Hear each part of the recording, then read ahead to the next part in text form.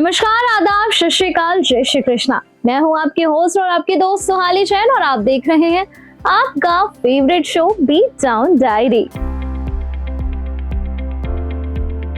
Glamour, विवाद और entertainment beat town में हर दिन नया ड्रामा लिखा जा रहा है।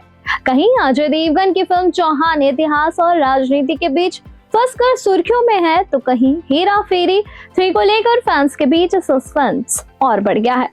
दूसरी तरफ म्यूजिकल और कॉन्सर्ट की दुनिया में जैस्मीन का शो विवादों में घिर गया है, जबकि ओटीटी पर आने वाले नए रिलीज दर्शकों के लिए एंटरटेनमेंट का तड़का लेकर आ रहे हैं। और इसी बीच उर्फी जावेद एक बार फिर फेक न्यूज के खिलाफ मोर्चे संभालते हुए चर्चाओं में आ गई है।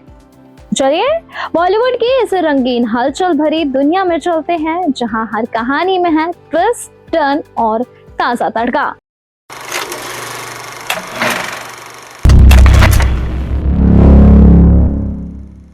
डायरेक्टर नीरज यादव की अजय देवगन स्टारर फिल्म चौहान का एक्शन से भरपूर टीजर रिलीज होने के कुछ ही दिनों बाद यह फिल्म एक नए विवाद में फंसी हुई नजर आ रही है। क्षत्रिय परिसर में फिल्म में राजपूत इतिहास के हथियार के तौर पर इस्तेमाल और राजपूत पहचान को हड़पने की कथित कोशिशें की कड़ी आलोचना की है। अब इन आलोचनाओं के बीच ये फिल्म नए विवादों में फंसती हुई नजर आ रही है। चलिए बताते हैं क्या है आखिर ये पूरा माजरा। क्षत्रिय परिषद ने मौजूदा सांप्रदायिक राजनीति के लिए चौहान वंश के नाम का इस्तेमाल करने की फिल्म मेकर्स की कोशिश की बड़ी निंदा करते हुए कहा, चौहान एक ऐतिहासिक राजपूत वंश है जिसकी विरासत इतिहास से जुड़ी है, न कि किसी पक्षपाती अभियान या मीडिया द्वारा खड़े किए गए विवाद से। सोशल मीडिया पर जारी एक बयान में संगठन ने इसे बेहद दुर्भाग्यपूर्ण बताया कि राजपूत पहचान को एक बार फिर राजनीतिक नैरेटिव में घसीटा जा रहा है। एक ऐसा नैरेटिव जिसे परिषद के अनुसार राजपूतों ने ना तो शुरू किया और ना ही इसकी मांग की।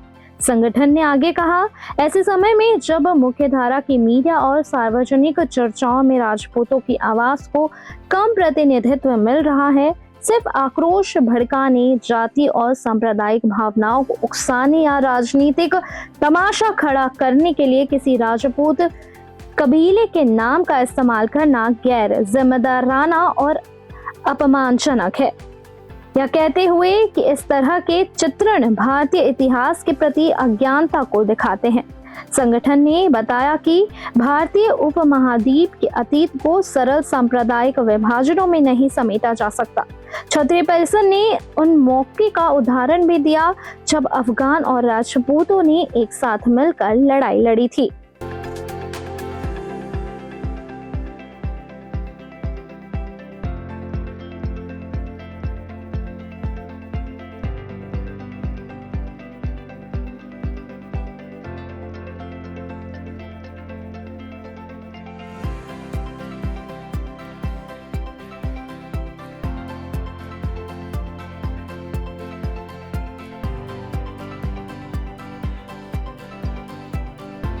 उर्फी जावेद अपने फैंस सेंस को लेकर सुर्खियों में नजर आ रही हैं।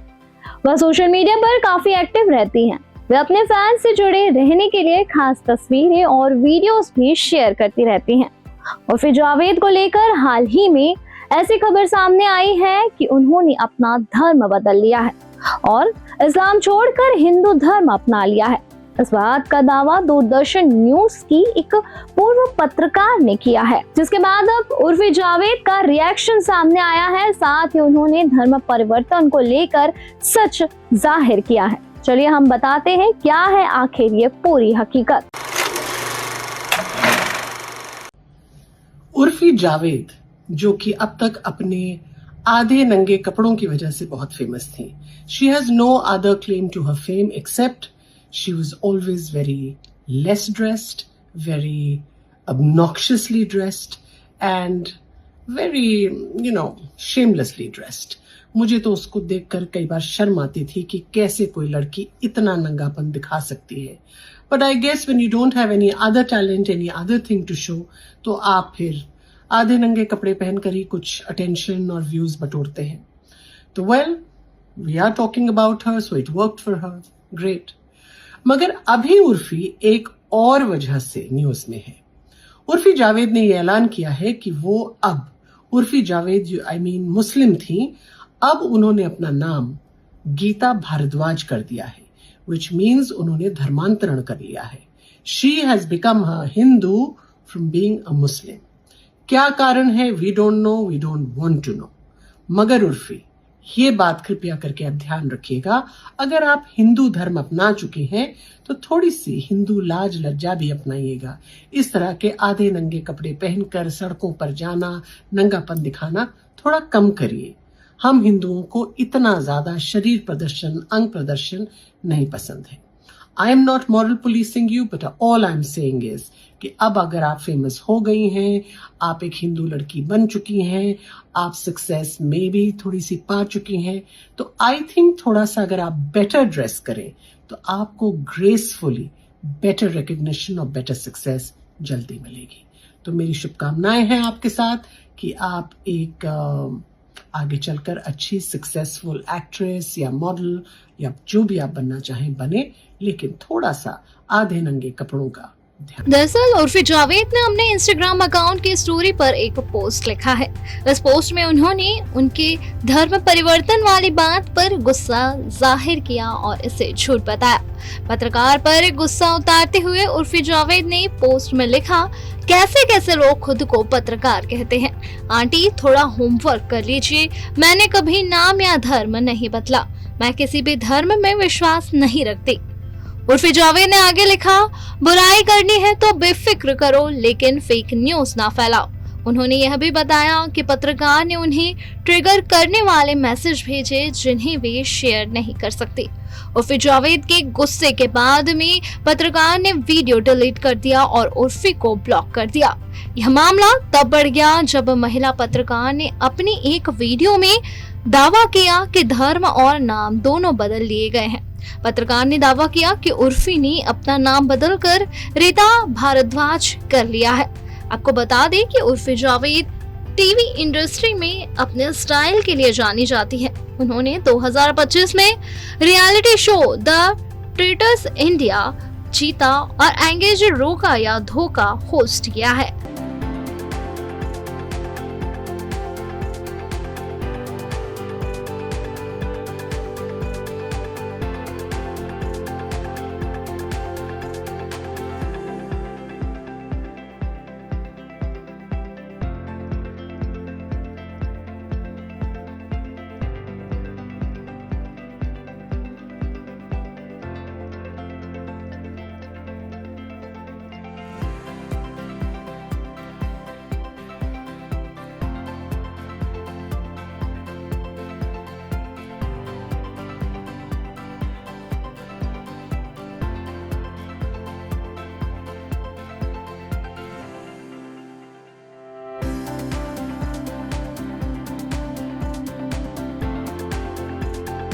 अब अगली कहानी हेरा फेरी के फैंस के लिए एक नई दिलचस्प चीज लेकर आ रही है। वेलकम टू द जंगल के रिलीज के बाद प्रोड्यूसर फिरोज नाडियाडवाला ने बताया कि हेरा फेरी फ्रेंचाइजी की तीसरी फिल्म के लिए डायरेक्टर प्रियदर्शन क्यों वापस नहीं आए। उन्होंने अक्षय कुमार और परेश रावल जैसे एक्टर्स के साथ अपने रिश्तों के बारे में कुछ खुलासे भी किए। महाभारत की शानदार कहानी को बड़े पर्दे पर लाने के अपने बड़े प्लान के बारे में भी दोस्तों से शेयर किया। वैरायटी इंडिया को दिए गए एक इंटरव्यू में फिरोज ने अक्षय कुमार के साथ अपने रिश्ते के बारे में बात की। वेलकम टू द जंगल को पर्दे पर लाने में अक्षय कुमार का अहम रोल था। उन्होंने कहा, हमारा रिश्ता भाईचारे जैसा है, यह पैसे और दबाव से कहीं ऊपर है। हमारा रिश्ता 1996-97 से है, यह साथ रहने और साथ काम करने पर टिका है और यही हमारा आपसी रिश्ता है। जब फिरोज से परेश रावल के साथ उनके लंबे समय से चल रहे जुड़ाव के बारे में पूछा गया तो उन्होंने इस अनुभवी एक्टर की जमकर तारीफ की। उन्होंने कहा, डिक्शनरी में ऐसा कोई शब्द नहीं है जो परेश भाई के बारे में बता सके, वे अद्भुत हैं। उनके विचार, सपोर्ट और कोशिशें आम लोगों से कहीं बढ़कर हैं। उनके काम करने के तरीके में कुछ आध्यात्मिक बातें हैं। जब हेरा फेरी 3 के मौजूदा स्टेटस के बारे में पूछा गया तो फिरोज ने कहा, सब कुछ सही रास्ते पर है और सही दिशा में आगे बढ़ रहा है। जब यह पूछा गया कि क्या प्रियदर्शन इस प्रोजेक्ट को संभालने के लिए वापस आएंगे, तो फिरोज ने सीधा और साफ जवाब दिया, जिससे किसी भी तरह के अंदाजे की गुंजाइश नहीं बची। उन्होंने कहा, नहीं, प्रियदर्शन इसका हिस्सा नहीं है। इससे पहले अक्षय कुमार द्वारा भी इस फिल्म पर नए अपडेट सामने आए थे और जब उनसे पूछा गया इस फिल्म के बारे में तो उन्होंने साफ जवाब दिया कि फिल्म अभी नहीं बन रही है।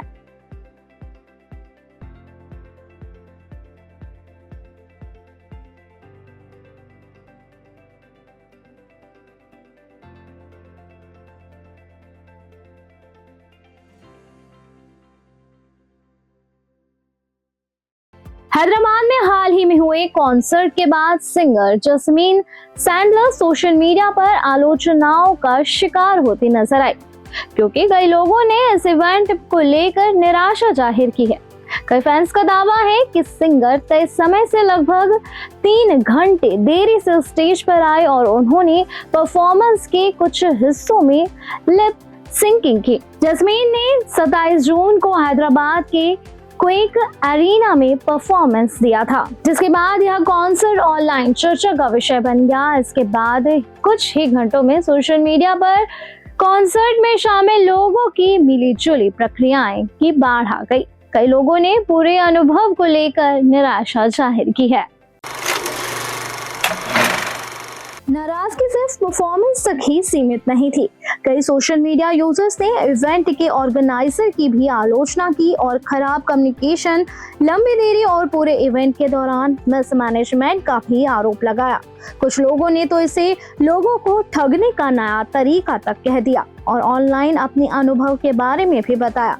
एक सोशल मीडिया यूजर लिखते हैं, मैं उनकी बहुत बड़ी फैन थी लेकिन सच में बहुत निराश हुई।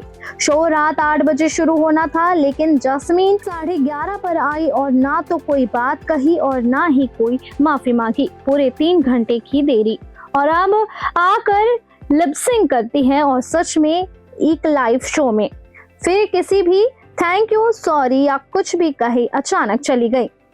तो दूसरे यूजर ने लिखा, बहुत बुरा अनुभव। एक सोशल मीडिया यूजर ने तो इससे एक सुपर फ्लॉप शो भी कह दिया।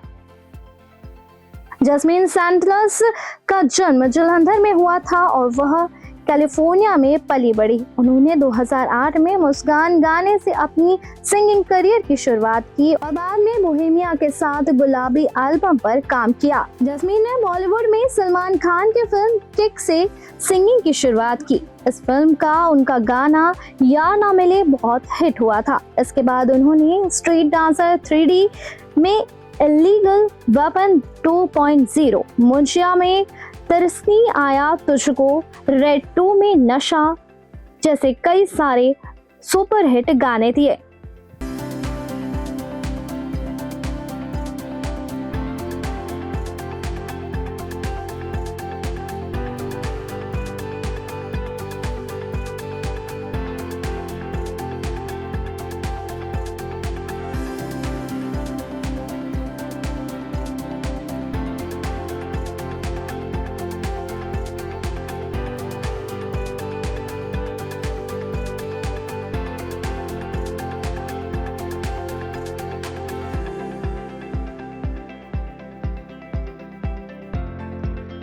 हर हफ्ते की तरह इस हफ्ते भी OTT पर शानदार फिल्में और सीरीज दस्तक दे रही है। आने वाले इस हफ्ते कॉमेडी, सस्पेंस, ड्रामा और रोमांस का जबरदस्त तड़का लगने जा रहा है।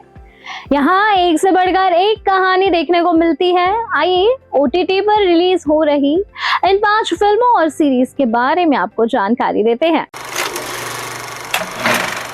सुपर सुबह कॉमेडी और ड्रामा से भरपूर इस सीरीज का इंतजार बेसब्री से हो रहा है। इसमें संदीप किशन, मिथिला पालकर, मुरली शर्मा, मानसा चौधरी लीड रोल में है। इस सीरीज में एक बदकिस्मत टीचर को एक ऐसे गांव में यौन शिक्षा सिखाने का काम मिलता है जहां का माहौल उनके खिलाफ है। इसे आप 2 जुलाई से नेटफ्लिक्स पर एंजॉय कर सकते हैं। एली। ये कॉमेडी ड्रामा सीरीज है जो 1 जुलाई को प्राइम वीडियो पर रिलीज होगी। ये मशहूर हॉलीवुड फिल्म लीगली ब्लॉन्ड की प्रीक्वल सीरीज है जो एली वुड के हाई स्कूल के दिनों की कहानी दिखाती है। एनोला होम्स 3 ये एनोला होम्स फ्रेंचाइजी की तीसरी कड़ी है। एडवेंचर से भरपूर इस फिल्म में दिखाया गया है कि एनोला की शादी वाले दिन उसके भाई का अपहरण कर लिया जाता है। ऐसे में एनोला को शादी छोड़कर भाई को ढूंढने निकलना पड़ता है। इस दौरान कई चुनौतियां उनके सामने आती है। एनोला होम्स 3 को आप 1 जुलाई से नेटफ्लिक्स पर एंजॉय कर सकते हैं। फ्रीडम एंड पेड्रो अपनी इस सीरीज में film maker Rajkumar Hirani OTT की दुनिया में डेब्यू कर रहे हैं। इससे उनके बेटे वीर हिरानी को भी अपना एक्टिंग डेब्यू करने का मौका मिला है। इसमें अरशद वारसी और विक्रम मैसी भी लीड रोल में नजर आ रहे हैं। यह सीरीज 3 जुलाई को जियो हॉटस्टार पर रिलीज होने जा रही है। रेजिडेंट एलियन ये एक साइंस फिक्शनल सीरीज है। इसकी कहानी एक ऐसे एलियन पर आधारित है जो अपनी वास्तविकता छिपा कर रहता है और अपनी खोई हुई स्पेसशिप को खोजने के मिशन पर है। अब तक इस सीरीज के 2 सीजन और अब इसका नया सीजन 1 जुलाई से नेटफ्लिक्स पर स्ट्रीम होने जा रहा है।